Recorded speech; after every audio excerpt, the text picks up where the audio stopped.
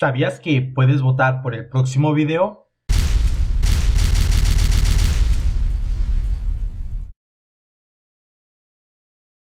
El siguiente video tiene un formato largo. Te recomiendo verlo en tu tiempo libre. Nosotros y en general las generaciones que nacimos después de 1990 estamos acostumbrados a vivir en un mundo relativamente pacífico. Lo máximo que suele llegarnos a preocupar son nuestras finanzas o problemas personales y creemos que tendremos vidas largas y prósperas. Pero esta seguridad que sentimos no es más que una mera ilusión. Solo basta mirar atrás en la historia para notar que este lapso de tiempo, este tiempo de paz no es más que un alto al fuego, una tregua en este mundo agitado lleno de conflictos. Nuestra generación simplemente no puede comprender el sentimiento que genera el estar al borde de una guerra nuclear. En los últimos 100 años, los conflictos se han internacionalizado a tal grado de afectar la estabilidad internacional de la cual hoy nosotros estamos gozando.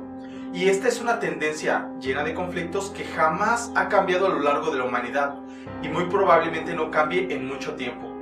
Sería ingenuo pensar que no habrá una tercera guerra mundial. La pregunta, a mi parecer, no es si la habrá o no. La pregunta es cuándo y principalmente cómo, dado que el concepto de guerra ha ido cambiando a lo largo de la historia.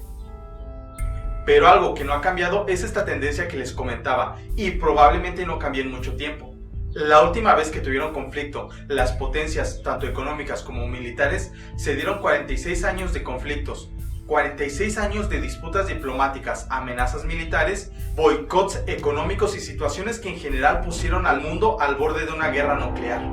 Algunos tal vez me cuestionen este punto, me dirán que la guerra nuclear es imposible gracias a la estrategia de la destrucción mutua asegurada.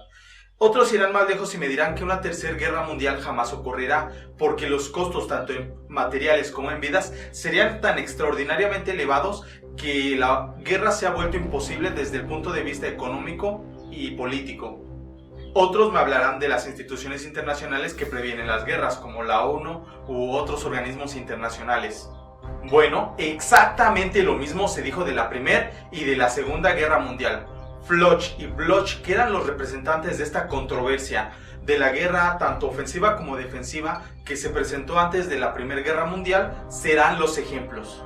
El énfasis de Foch sobre la superioridad de la ofensiva lo llevó al argumento de creer de que la moral y la fuerza de voluntad superarían cualquier obstáculo. De aquí se originó la frase de "la mejor defensa es el ataque". Por otro lado, Bloch concluyó que los costos tanto en materiales como en vidas humanas serían tan extraordinariamente elevados que la guerra se había vuelto imposible como acto racional de la política de los estados participantes. El problema era que los líderes políticos y militares que tomaron la decisión de ir a la guerra en 1914 jamás creyeron que los costos serían tan extraordinariamente elevados y que sus consecuencias políticas serían tan catastróficas para los estados beligerantes.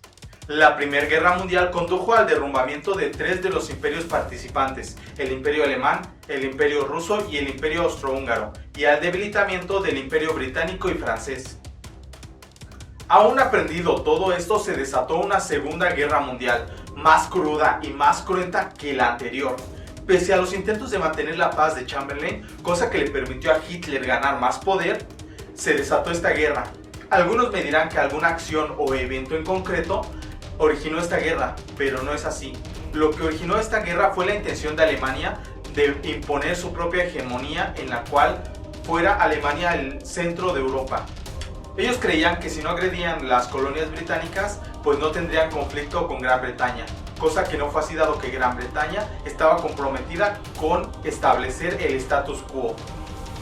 Irónicamente, esto originó un nuevo status quo en el cual Estados Unidos era el centro. De esta Segunda Guerra Mundial, las potencias victoriosas aprendieron ciertas cosas, de las cuales desarrollaron 2 principios. El primero, jamás intentar evitar una guerra. Y el segundo, desarrollar potencias extranjeras aliadas para no luchar la guerra en suelo propio. Surgiendo de todo esto la organización del Tratado de Atlántico Norte, además de crear instituciones internacionales que les permitieran mediar los conflictos y ganar sin combatir, como la ONU o el Fondo Monetario Internacional, y de esto surgiendo el imperialismo económico. La Guerra Fría trata de esto, de dos superpotencias tan fuertes, tan grandes, que en caso de conflicto, este superaría a los anteriores en cualquier aspecto. Lo que provocó que estos conflictos no se dieran abiertamente ni directamente, sino que los conflictos se llevaran a cabo en suelos extranjeros. Solo basta recordar a Vietnam, Corea y Cuba. Digamos que nos saltamos esta gran guerra gracias a que las principales batallas no se dieron en los campos, sino en los bancos, cosa que condujo al derrumbamiento de la URSS, tal cual como la caída de Alemania en la Primera Guerra Mundial. Muchos con esto se sintieron impotentes, entre ellos Hitler, que según sus propias palabras quería regresarle la grandeza a Alemania como cuando estaba antes de la guerra. Con la caída de la URSS hubo quienes se sintieron impotentes y hoy día hay quienes quieren regresarle su esplendor. ¿Te suena la historia? A mí también.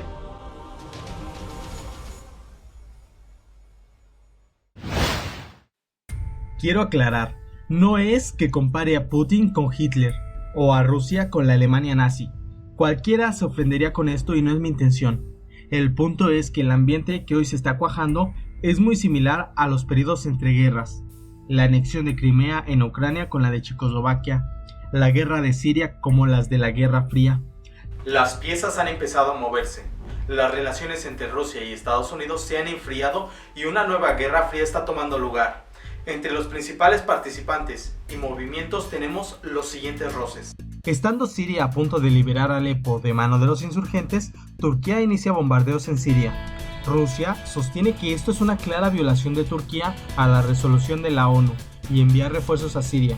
Turquía en consecuencia derriba un avión ruso y Rusia amenaza a Turquía. Además, Rusia coloca unidades antiaéreas en Siria y refuerza su posición. Los ánimos se calientan. Turquía entra a 200 metros en la frontera siria y se atrinchera. Francia advierte de una posible guerra ruso-turca. Y mientras todo esto está ocurriendo, el mismo 19 de febrero, Estados Unidos posesiona tanques y artillería, entre otras unidades, en cuevas de Noruega. Además de desplegar aproximadamente 35.000 operativos de respuesta rápida en territorios cercanos a las fronteras de Rusia. El 16 de febrero, Putin afirma añadir 40 misiles nucleares intercontinentales a su arsenal. Los expertos en el tema sugieren que las relaciones entre Washington y Moscú ya se parecen a los peores años de la Guerra Fría y un enfrentamiento entre estas dos naciones es perfectamente posible. El Banco Nacional de Hungría compró 200.000 rondas de munición de guerra y 112 armas de fuego para su empresa de seguridad, según documentos publicados en un sitio web que controla las adquisiciones públicas de Hungría. El gobernador del Banco Central, Georgi Botoletli, ha anunciado el rearme de sus fuerzas de seguridad, aduciendo a problemas de seguridad internacional. En una reciente entrevista, el presidente de la Unión Geopolítica de Rusia, Konstantin Zhukov, ha analizado las relaciones actuales entre Rusia y Estados Unidos.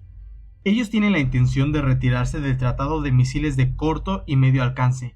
Así, Estados Unidos sería capaz de desplegar misiles balísticos de mediano alcance, misiles de crucero y sistemas de misiles basados en tierra-aire en territorio europeo. Todo esto con el fin de realizar un ataque nuclear preventivo contra Rusia. En lo personal creo que exageró, pero si esta es la postura real de Rusia, es sumamente alarmante. En otra parte de la entrevista se comenta a grandes rasgos que en una guerra nuclear el teatro principal sería Europa. Recordemos que ahí se encuentran miembros importantes de la OTAN, así como arsenal nuclear y su cercanía a Rusia. El último criterio importante es el cambio de criterio y disuasión nuclear. El criterio de la destrucción nuclear estipula un perjuicio económico inaceptable, como el que implicaría la destrucción de alrededor de 200 a 250 instalaciones económicas clave en Rusia. Un ataque preventivo así, o una guerra nuclear táctica, sería inaceptable según la postura de Rusia, y por ende la guerra total estaría asegurada. Un segundo criterio es el conocido criterio McNamara, que implica la destrucción del potencial viviente de una nación, destrucción de los centros administrativos, políticos y otros con el objetivo de destruir al menos el 70% de la población. Pues al igual que en la Segunda Guerra Mundial, la mano de obra es un factor clave, la base económica de la guerra, y su neutralización se hace necesaria para ganar una guerra total. Solo basta analizar los bombardeos a Londres Berlín y otras ciudades civiles en la Segunda Guerra Mundial. Por otra parte, la OTAN es 10 veces más grande que el ejército ruso, por lo que Rusia piensa que las armas nucleares son su único elemento de disuasión. No quiero ser sensacionalista, pero una escalada militar internacional es perfectamente posible y podríamos intentar predecir qué sucedería en caso de un conflicto entre Turquía y Rusia bajo dos postulados. El primero, ningún país estaría dispuesto a abandonar a un aliado militar. Y el segundo, ningún país estaría dispuesto a perder instalaciones nucleares o armas nucleares en caso de un conflicto armado. Si quieres saber el futuro, mira al pasado. Pese a no querer una nueva guerra, el ataque a Polonia, un aliado militar del bando aliado de la Segunda Guerra Mundial, aceleró este conflicto. En el caso de la crisis de los misiles en Cuba, si Estados Unidos hubiera invadido Cuba y destruido los misiles nucleares de la URSS, esto hubiera traído una enérgica respuesta por parte de la URSS, como por ejemplo un ataque a Berlín Occidental, teniendo Estados Unidos que cumplir con sus compromisos y atacar también, provocando así una nueva guerra mundial. Recordemos que países que no querían entrar en guerra en la Primera Guerra Mundial se vieron arrastrados a ella gracias a los compromisos firmados con sus aliados, alcanzando este conflicto una talla mundial. Además, existe la posibilidad de tener una guerra sin que nadie quiera, contemplando el terrorismo y los accidentes. Por ejemplo, el incidente de Palomares, en España, en 1966. Un bombardero estadounidense chocó con un avión cisterna mientras se abastecía de combustible, explotando y dejando caer 4 bombas nucleares. Si estas hubieran detonado, habrían afectado Palomares, Valencia, Madrid y todo el territorio circundante, matando el 50% de las formas de vida, o más, además de destruir ciudades de Argelia y Marruecos. Y no es la única ocasión que esto ha ocurrido. ¿Se hubiera arreglado pidiendo disculpas o este sería un accidental acto de guerra? ¿Podría desatar una guerra entre dos aliados? Además, fallos en radares en el pasado fueron interpretados como un ataque nuclear por parte de la URSS y Estados Unidos, lo que pudo haber provocado una respuesta real a un ataque ficticio. Actualmente, y según documentos desclasificados por Estados Unidos, estos tienen 12 bombas nucleares en paradero desconocido. Mientras que las que ha perdido Rusia son desconocidas. Por lo menos 36 cabezas nucleares fueron perdidas en Bermudas y 100 maletines nucleares de 1 kilotón de potencia. Si una de estas bombas perdidas fueran detonadas en Washington o en Moscú por supuestos estadounidenses o rusos, ¿qué pasaría a continuación?